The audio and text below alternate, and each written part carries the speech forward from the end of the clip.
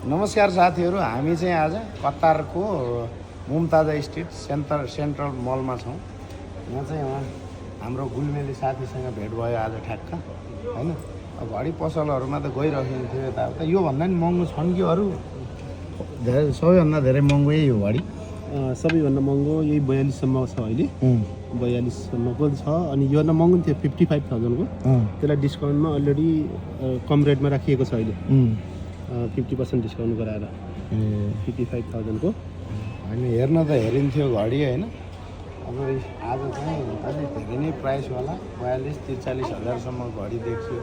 हुन त अब हामीले भिडियोमा एडहरूमा त अब त्यो रोनाल्डोले मिलियनले घडी लगाउँछ भन्ने नि सुनेकै हो। तर एकदम अगाडि चाहिँ आज आउने अनि उहाँसँग भेट्ने मौका मिल्दा यसो प्राइस पनि हेरौँ न त भनेर चाहिँ हेर्न खोजेको। घडी चाहिँ 40-45 हजार रियलसम्मका रहेछन्। अब 40-45 हजार इन्टु 40-41 गर्दाखेरि कति हुन्छ? 16-17 लाख कति हुन्छ, होइन? यस्तै त हुन्छ होला, यस्तै हुन्छ होला। त्यही भएर तपाईँहरूले हेर्नु साथीहरू, अब यो 40 हजारको घडी, यो सुन नै होला यो प्यानो चाहिँ 18 क्यारेट गोल्ड हो, जो यसको भित्र 1-2 लेखेको छ इन्टेक्स भन्छ के यसलाई। अनि टप रिङमा लगाएको चाहिँ डायमन्ड हिरा। हजुर, ओरिजिनल हो, ओरिजिनल। अनि यसमा जति देखेको छ सबै हिरा। ल हेर्नु साथीहरू, तपाईँ यही प्राइसको घडी लिन चाहनुहुन्छ भने त अब आएर लिनुहोस्। अब मैले जस्तै हेर्ने चाहिँ मात्रै हो भने त अब यही भिडियोमा हेर्नुहोस्, रमाउनुहोस्। हुन त अब अरू नि छन् घडी, एउटा घडी लिन्छौँ होला यहाँ अलिक सस्तो खालको। तर यो लगाउने खालको त अलिक भइहाल्छ होइन। अहिले हाम्रो देशमा बालेन्साले लगाउने यो मोडल हो। यो चाहिँ बालेन्साले लगाउने घडी एकदम यो लगाउँदाखेरि पन्जा लाएर है चाहिँ लगाउने। हामीले नुहाइधुवाइ गरेर आएको हुनाले त्यत्तिकै छुन दिनु भएको छ यो घडी। ल हेर्नु साथीहरू, हाम्रो बालेन्साले लगाउने मोडल यो रहेछ। यसलाई चाहिँ कतिको छ? 17,120 भनेपछि यो लगभग कति 6-7 लाखको भयो, होइन? नेपालको।